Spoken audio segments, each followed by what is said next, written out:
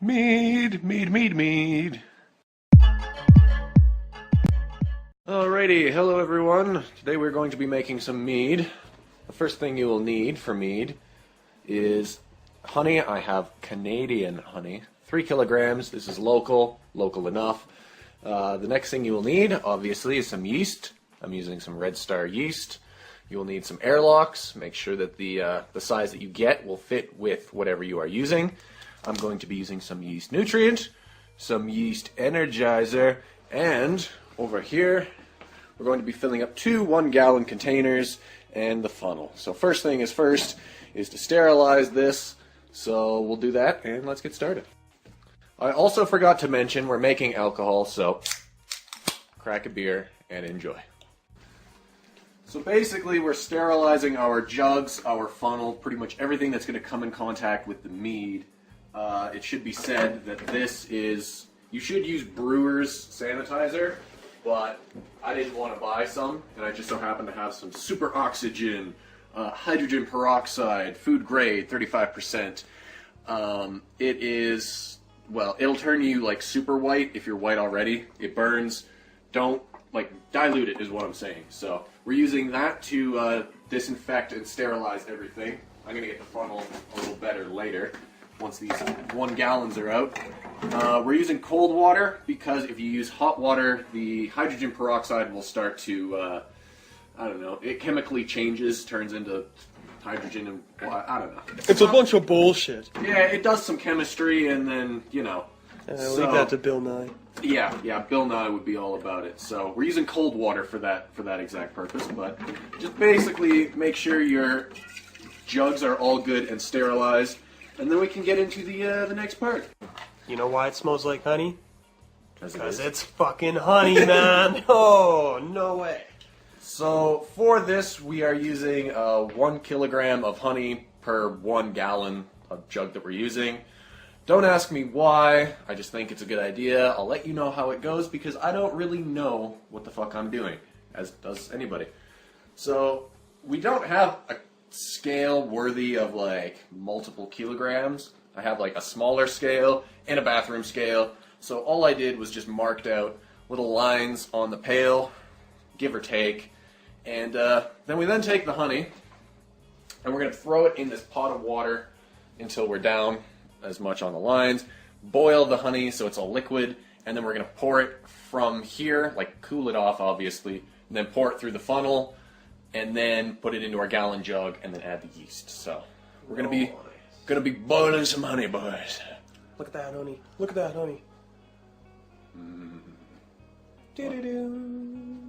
So I have the honey.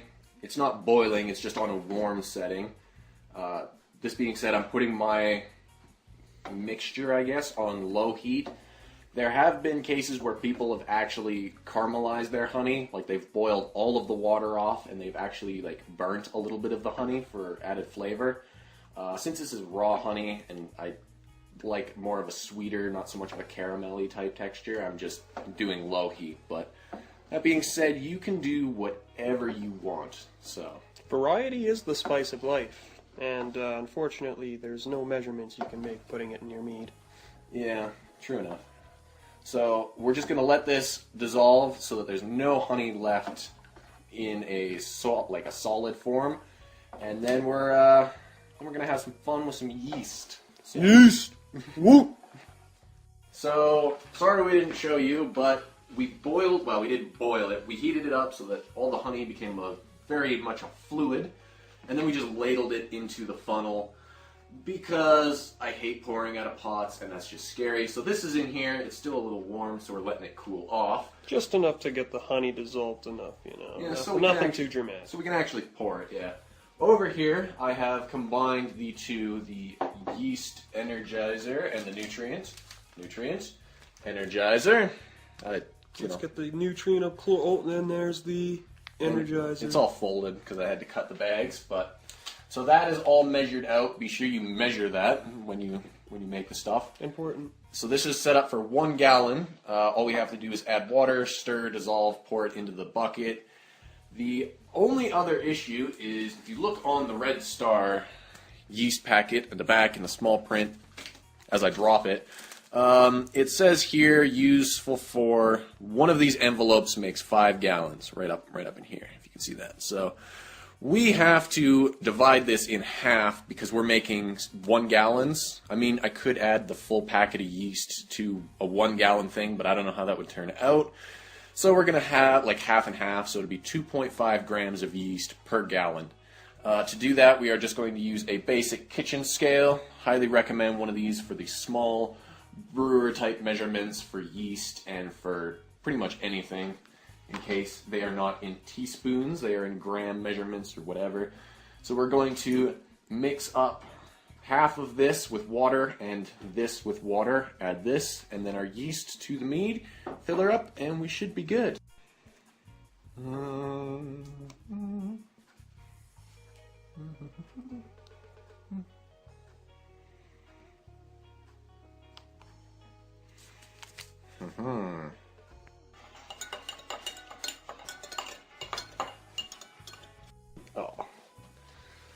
So be sure to add your cup of chemicals, your energizer and nutrient, to the must before you add the yeast, because that's just the way it works. Also, you want to make sure you let the yeast sit for a little bit just to sort of energize itself and get rehydrated in a whole bit, just so it's not like a super shock. I mean, it helps, but you know, it is what it do. Alrighty, so while we were waiting for this one to cool down, I heated up some more in the other gallon. So we have 2 things of honey. I have added the energizer and the nutrient to this one already, as well as this one.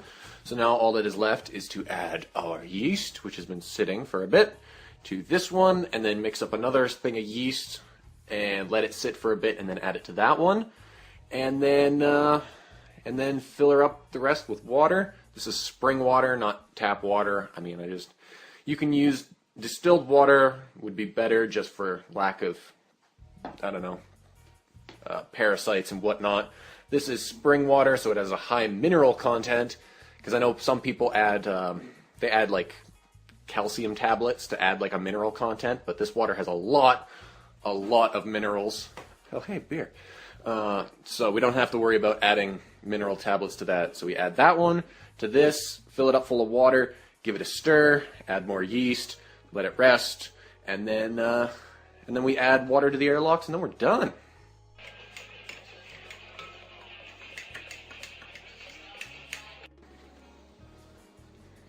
The last bit of yeast. Yeast it up.